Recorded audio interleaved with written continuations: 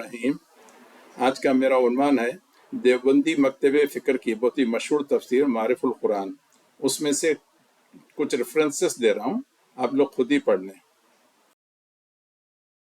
صاحب نے لکھا تھا، جن کا انتقال 1976 میں ہوا۔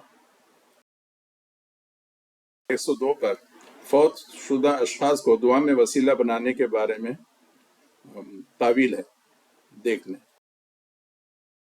3355 کے بارے میں فرماتے ہیں کہ رسول اللہ صلی اللہ علیہ وسلم کے جو وڈوز تھے، انہوں نے پھر سے رسول اللہ علیہ وسلم کے انتقال کے بعد ری میرج کیوں نہیں کیا؟ تو مفتی صاحب فرماتے ہیں کہ چونکہ رسول اللہ صلی اللہ علیہ وسلم اپنے روزے مبارک میں زندہ ہیں اور ان کی جو بیویاں تھیں وہ وڈو ہوئی نہیں، اس لیے ان کی ری میرج کا سوال ہی پیدا نہیں ہوتا۔ یا ایھا النبی انا ارسلناک شاہدا ومبشرا ونذیرا کے بارے میں فرماتے ہیں کہ تمام انبیاء خصوصاً رسول اکرم صلی اللہ علیہ وسلم اس دنیا سے گزرنے کے بعد بھی اپنے خبروں میں زندہ ہیں۔ 33 وما کان اللہ لیعذبهم وانت فیہم وکان اللہ معذبهم یستغفرون کے بارے میں فرماتے ہیں کہ آن حضرت صلی اللہ علیہ وسلم کا دنیا میں ہونا قیامت تک باقی رہے گا۔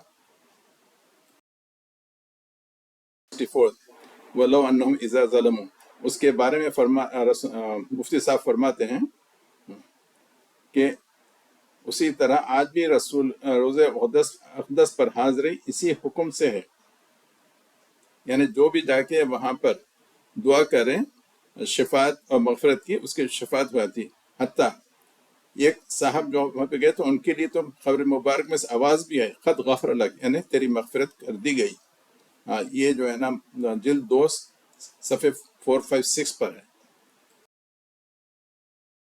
ایک کے صفحے 397 پر فرماتے ہیں یعنی شہداء کی زندگی اور انبیاء کی زندگی یہی حیات ہے جس میں حضرت انبیاء علیہ السلام شہداء سے بھی زیادہ امتیاز اور قوت رکھتے ہیں۔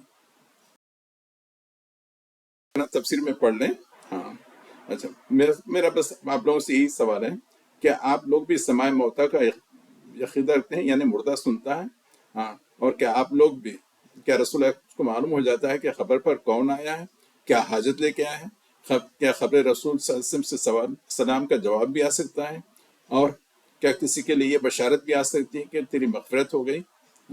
کیا آپ بھی اللہ تعالیٰ سے دعا میں فوت شدہ بزرگوں کو وسیلہ بناتے ہیں؟ خیر آپ لوگ تفصیل پڑھ لیں۔ اللہ تعالیٰ ہمیں سیدھی راہ دکھائے۔